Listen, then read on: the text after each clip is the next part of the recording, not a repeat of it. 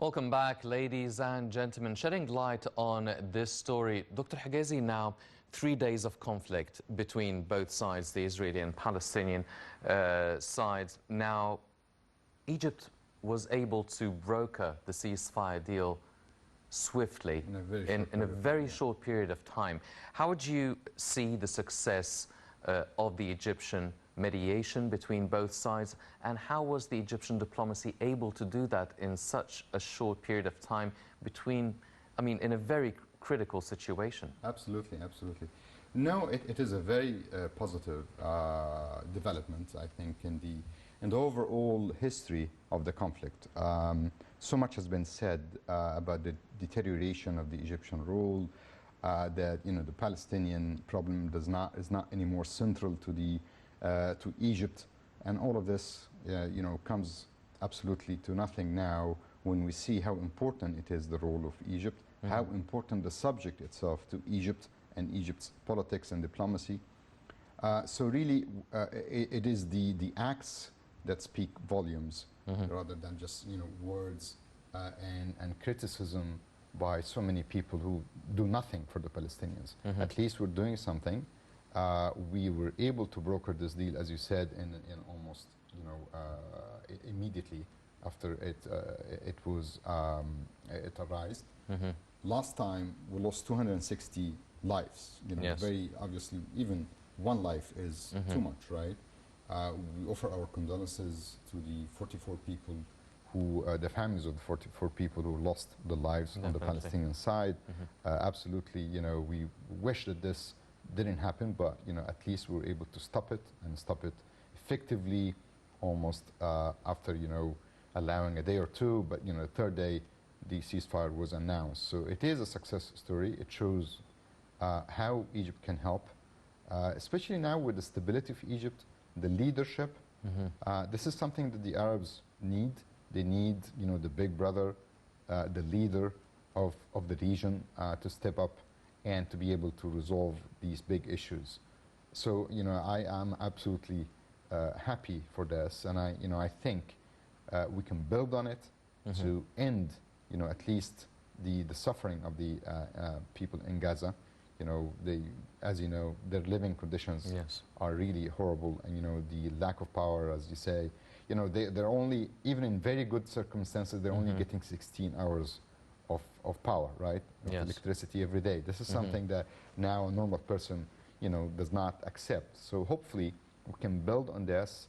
With the relationship we have with the Israelis, we can improve the situation. I'm glad that Hamas decided not to interfere this time. The issue was between the Jihad faction and the Israelis, and Egypt really played a very crucial role. Well, there was a lot of international reaction by world leaders. We've seen the praise by the U.S. President Joe Biden, the Arab Parliament Speaker, the UN, Palestinian President Mahmoud Abbas. Everybody has been praising the Egyptian mediation. Now, you've mentioned now the big brother sort of role Egypt is enjoying within the Arab region and the Middle East. How much do you think these steps and these movements by the Egyptian diplomacy does and weigh in for its political place and position and weight within the international community as a whole? Let's first take it at the Arab and the regional level, because you need to convince everyone that this is the right way to do it, right? Is to really come together, try to unify your efforts, and trying to line up under one leader instead of having too many voices conflicting each other. That has been the story for the last, 30, 40 years. So it is an example of how the Arab world could negotiate with Israel, the strong voice, the unification of the region. Israel would listen to that, hopefully would listen to that. It is difficult, right? Yes. We've tried everything. But, diplomacy could be much better when you have a leadership strong as Egypt. So this is on the regional level, at least to send that message. Hopefully it has been heard by those who have any doubt in their minds about the Egyptian role. Everyone knows, even the Palestinians would tell you, without Egypt we have no hope. You know, we rely on Egypt. Everyone, when you go to the Arab world, you know, visit, you know, see people, they always talk about the Egyptian role. Yes. Politics sometimes take different directions, but that's the reality, right? On the international level now, the U.S. has seen, you know, how important the Egyptian role is. Some U.S. politicians in the past have tried to discount that role and maybe offer alternatives, and we've seen that those alternatives will take us nowhere, right? So that's another message for the U.S. side.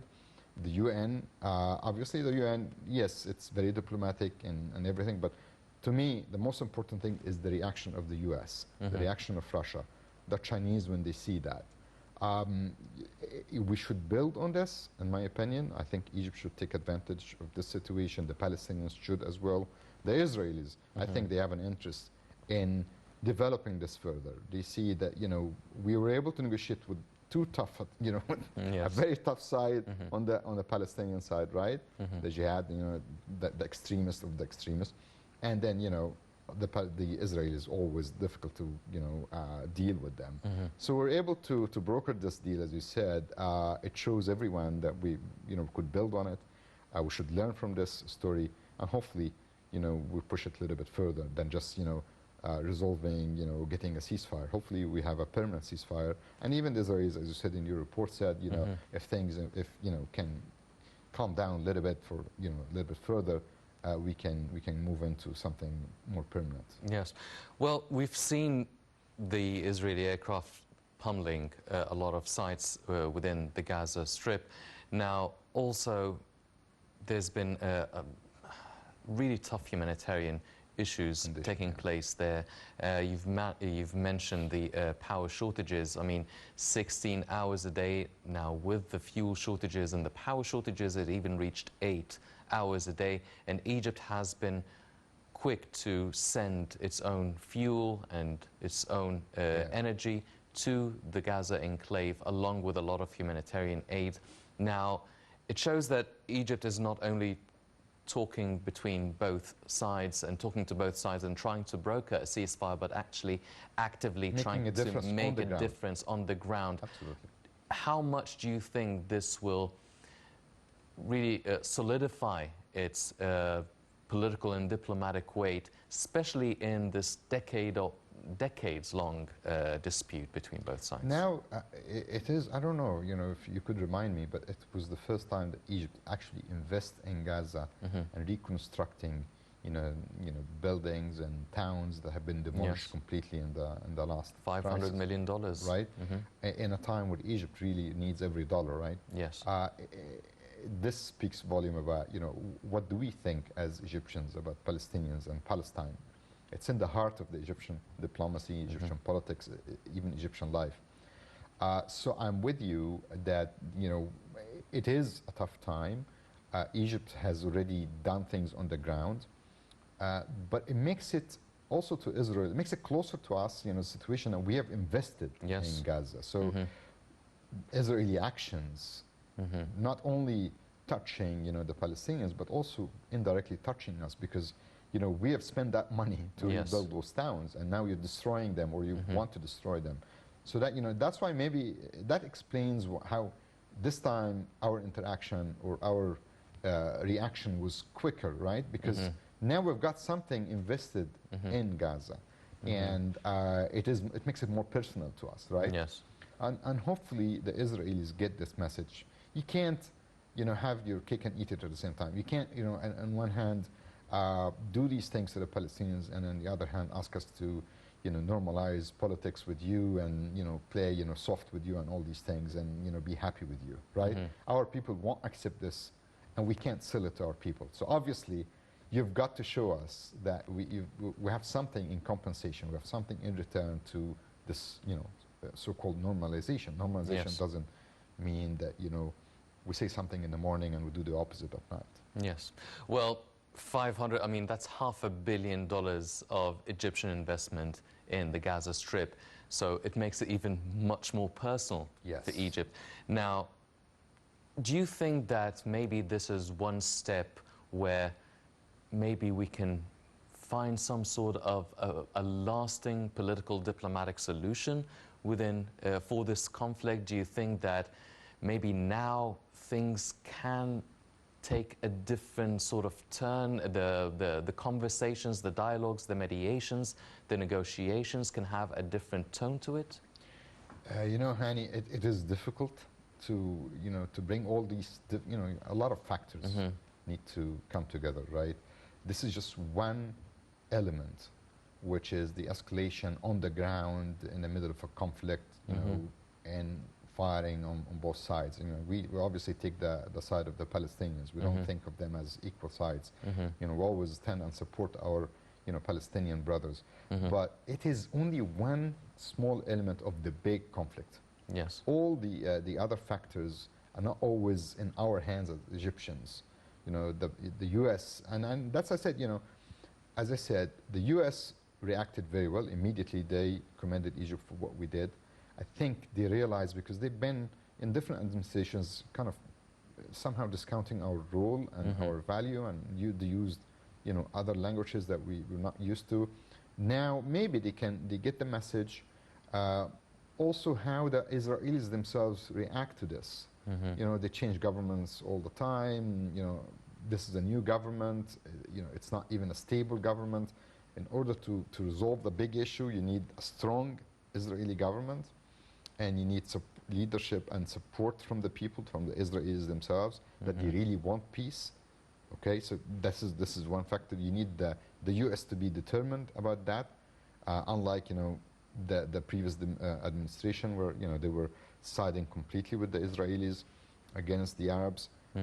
Biden didn't show yet that he really is paying attention to the, and I don't blame him, you know, because I know he has a lot of issues, internal issues, and you know, on top of that, you got the inflation, the global issues, economic issues, the problem with China, huge problem with China, and then you've got the Ukrainian problem as well. So politically, I don't think the situation is ripe for a big solution, but it is actually a good timing for at least calming down the situation, because the world and the US and the big, you know, players cannot afford to have another big issue, another big conflict in the region. So, you know, these are two different things. Not, you know, I'm not optimistic for like a permanent end to the Middle East problem. Yes. It takes much bigger, you know, efforts than that. But at the same time, it is a good timing for everyone to press and say, well, you know, you got to calm down. You know, the world cannot afford to have another big issue. Yes. Those 3 days of conflict between the Israeli side, I mean, usually it was the Hamas group. Now it's the Jihad movement group. Is it a tougher sort of confrontation between both sides than what is usually between the Israeli side and Hamas? Is it a softer one? Are they both the same? How are they responding in terms of negotiations and mediation? Because the Israeli side is saying, well, maybe we can build on it if calm prevails.